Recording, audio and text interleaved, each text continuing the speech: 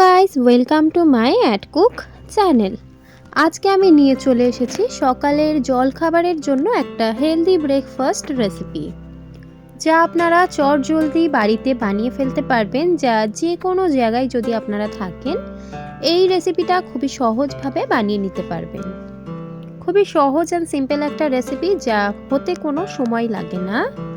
হাতে খুব কম সময় থাকলেই কিন্তু এই রেসিপিটা বানিয়ে সকালের জলখাবারে খেতে পারেন।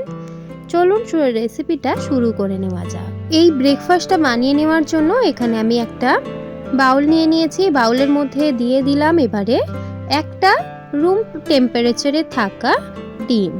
আপনারা চাইলে এখানে দুটো ডিমেরও ব্যবহার করতে পারেন। এখানে আমি একটা ডিমের ব্যবহার করেছি এবং ডিমের মধ্যে আমি ধনেপাতা দিয়ে দিলাম। ধনেপাতা দিয়ে দেওয়ার পর এর মধ্যে আমি অল্প একটু কুচিয়ে নেওয়া টমেটো দিয়ে দিচ্ছি। এটা খুবই একটা হেলদি ব্রেকফাস্ট, যেটার মধ্যে আমি অনেক রকম সবজি অ্যাড করছি। এই দুটো সবজি আমি এখানে মাত্র দিলাম। এবার এই পর্যায়ে আমি দিয়ে দেব অল্প একটু স্বাদ পরিমাণে নুন। নুনটা অল্প একটু রাখবেন, না হলে নুন বেশি হয়ে গেলে খেতে আর ভালো লাগবে না। নুন দিয়ে দেওয়ার পর এখানে আমি ঝালের জন্য দিয়ে দিলাম গুঁড়ো লঙ্কা। চাইলে আপনারা কাঁচা লঙ্কা দিতে পারেন। আর জিরে গুঁড়ো দিয়ে দিলাম আমি হাফ চিমটি। খুবই কম কম দিয়েছি মশলা। ব্রেকফাস্টে কিন্তু কোনো রকম বেশি মশলা ভালো লাগে না খেতে। এবার সমস্তটাকে ভালোভাবে আমি মিক্স করে নেব একটা চামচের সাহায্যে। চাইলে আপনারা দুটো ডিম অবশ্যই দিতে পারেন, তাহলে ব্রেডে যখন ডিমের কোটিং হবে তাহলে আরও ভালো করে ডিমের কোটিংটা হবে। ডিমটাকে সবজি এবং মশলাগুলোর সঙ্গে মিক্স করে নিতে খুবই কম সময় লাগবে এবং ভালোভাবে মিক্স করে নেবেন, যাতে ব্রেডটা যখন আমরা এই ডিমের মধ্যে ডিপ করব তখন যাতে আমাদের ব্রেডের মধ্যে ধনেপাতা বা টমেটোগুলো লেগে যায়, সেরকমভাবে ভালোভাবে মিক্স করতে হবে। সুন্দরভাবে আমি একটা চামচ দিয়ে মিক্স করে নিচ্ছি। দেখুন, এভাবে করে আমি মিক্স করে নিই ভালোভাবে।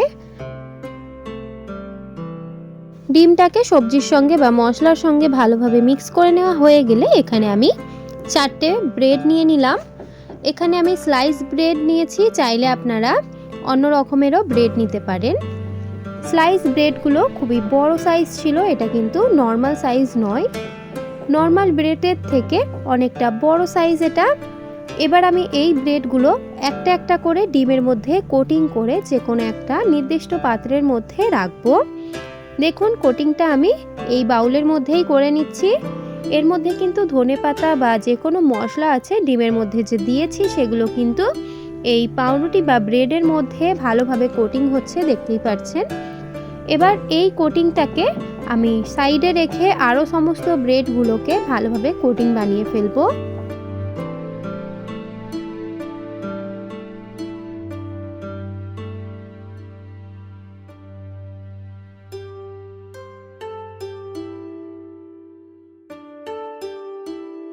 ভালোভাবে ব্রেডগুলোকে এগের মধ্যে কোটিং করে নেওয়ার পর এবার আমি ব্রেডগুলোকে ভালোভাবে ফ্রাই করে নেব। ফ্রাই করে নেওয়ার জন্য এখানে আমি তাওয়া নিয়ে নিয়েছি, চাইলে আপনারা ফ্রাই প্যান বা যে কোনো জায়গায় করতে পারেন।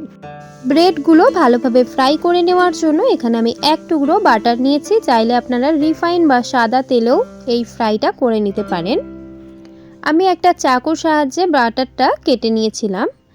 একটা নাইফের সাহায্যে যেহেতু আমি বাটারটা ভালোভাবে স্প্রেড করতে পারিনি তাওয়ার মধ্যে, তাই আমি এখানে ভালোভাবে ব্রাশ করে দিচ্ছি সুন্দরভাবে সব জায়গাটায়। যেখানে আমাদের ব্রেডটাকে ভালোভাবে ফ্রাই করব সমস্ত জায়গাটায় কিন্তু বাটারটা লাগাতে হবে, না হলে তাওয়া কিন্তু ব্রেডটা ধরে নেবে। ভালোভাবে যখন বাটারটা আমরা মাখিয়ে নিলাম, তারপর এখানে আমরা একটা একটা করে ব্রেডের স্লাইস এই তাওয়ার মধ্যে ভেজে নেব।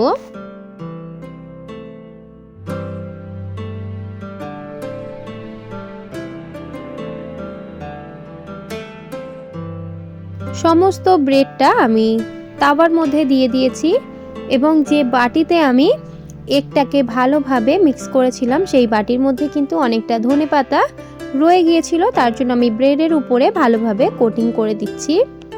সমস্ত জিনিস ভালোভাবে কোটিং করে দেওয়ার পর এবার আমরা ভালোভাবে ওলট পালট করে ব্রেডগুলোকে ফ্রাই করে ফেলবো। আমি তো বলবো এর থেকে সহজ ব্রেকফাস্ট আর কিছুই হয় না। ব্রেড এবং এগের একটা যে কম্বিনেশন সেটা ব্রেকফাস্টেই মানায়। এভাবে করে যদি বাড়িতে একবার হলেও বানান তাহলে বাচ্চা থেকে বড় সবাই এটা খেতে পছন্দ করবে। এবার এই ব্রেডগুলো ভালোভাবে কিন্তু সেঁকে নেওয়া হয়ে গেছে। দেখুন আমি একটা ব্রেড আপনাদের দেখাচ্ছি তাওয়া থেকে তুলে। সুন্দরভাবে কালার এসেছে এবং খুব সুন্দর খেতেও হয়েছিল। আশা করি আপনারা এভাবে করে বাড়িতে একবার হলেও এই ব্রেড টোস্টটা বানিয়ে দেখবেন। যদি আপনাদের ভালো লেগে থাকে এই ভিডিওটা তাহলে অবশ্যই আমাকে ফিডব্যাক দেবেন যে কেমন লাগলো ভিডিওটা, এবং আমার কমেন্টে এসে জানাবেন যে আপনাদের কোথায় কোথায় বাড়ি বা আপনাদের কি নাম। আশা করি আপনাদের ভিডিওটা ভালো লেগেছে। যদি ভালো লেগে থাকে অবশ্যই লাইক, শেয়ার অ্যান্ড সাবস্ক্রাইব করে দেবেন। আমার চ্যানেলে নতুন হয়ে থাকলে অবশ্যই চ্যানেলটিকে সাবস্ক্রাইব করে আমার পাশে থাকবেন। দেখা হবে নেক্সট ভিডিওতে। আজকের এই ভিডিওটা দেখার জন্য আপনাদেরকে অনেক অনেক ধন্যবাদ।